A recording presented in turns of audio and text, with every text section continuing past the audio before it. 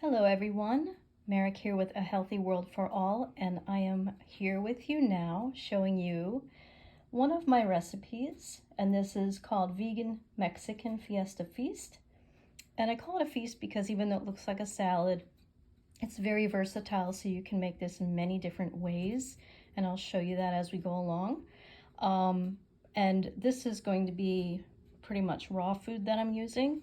You can choose to make it all raw, or you can cook some of the things, but I'm just mainly interested in, people transitioning to try to eat healthier, and if they're trying to go vegan, you can do that with this. If you want to try the raw vegan option, I highly recommend it, as I just feel food has an energy to it, and when you cook it, you're kind of cooking out a lot of that energy, the nutrients, the enzymes, and also a lot of the flavor and texture and color as well.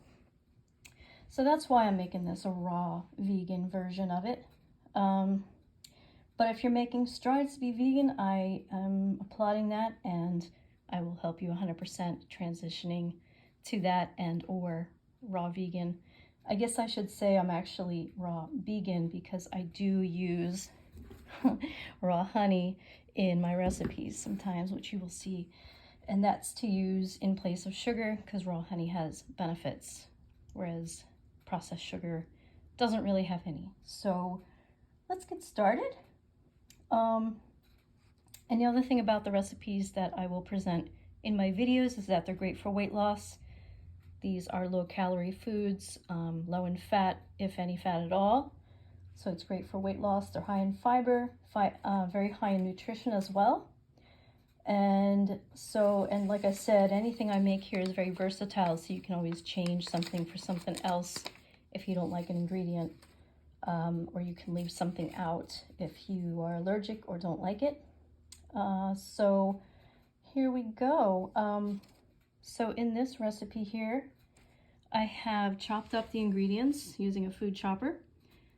So I have here about 2 medium Roma tomatoes, and then here I have a few small tomatillos, and here I was going to use a small jalapeno, but they didn't have any at the store, so I used a large shishito pepper, and I kept the seeds in because I do like to eat the seeds sometimes. I don't like to put too many seeds in, but it's okay to have little pepper seeds in your food. This one is a lot milder than a jalapeno, so one large one is okay. It's not going to be overwhelmingly hot. And then let's see here, I have also a half of a large red onion, and I kept the other half for the dressing, which I'll show you later. And then I also have a half of a large mango here, and the other part of the mango is going into the dressing as well, so I put some of that in there. And then let's see here, I have also a few stalks of celery. I actually have 3 small celery heart stalks in here. And then I also have this is actually half of a large aloha pepper. I like aloha peppers because it's a nice color. It's got orange and yellow in it. So I like to think about color when I'm preparing food, because we are definitely meant to look for color. Our eyes are geared to look for color, and that's because of the foods in nature that we are supposed to be eating, but most people are not. So I'm trying to bring you back to that, and hopefully this will do it, because this is going to be very delicious. And then here I have a couple small avocados. And I also have some cilantro on the side. This is one, like a handful of it. A lot of people do not like it or might be allergic to it. So I am going to put it in my dinner, but I'm not going to use it for the whole recipe. So you can add it as you want. You can leave it out. It's up to you. You can also put it in the dressing if you want a little cilantro flavor.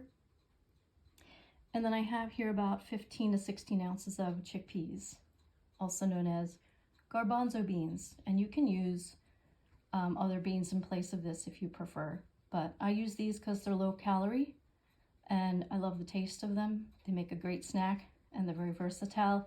You can put some in the dressing as well if you want a little bit of a chickpea flavor in there, and you can use them as a topping for anything. They're very very good, and they look pretty. I like them.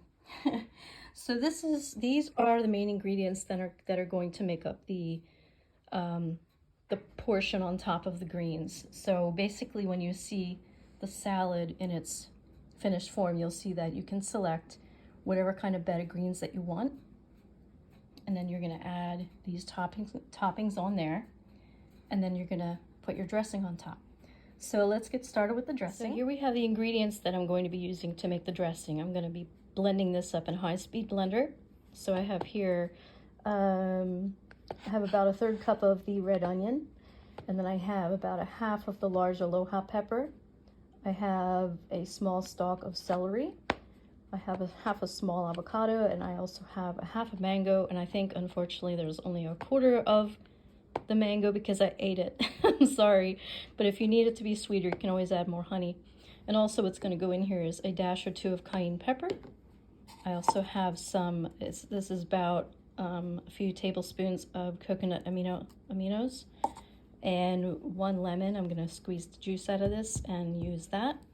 Also, I'm going to put in a dash or 2 of some apple cider vinegar to give it a little bit of a tang. And then we're going to add raw honey to sweeten it as needed. So I'm just going to check it, and different people have different tastes. So if you want a little spicier, you can add more cayenne pepper. If you want a little bit more tart or vinegary, you can add more vinegar, more honey if you want it sweeter. And if you want it saltier, if you want to have more of a salty flavor, you can add more celery. Celery will give it more sodium content without it being table salt. So it'll be much better for you.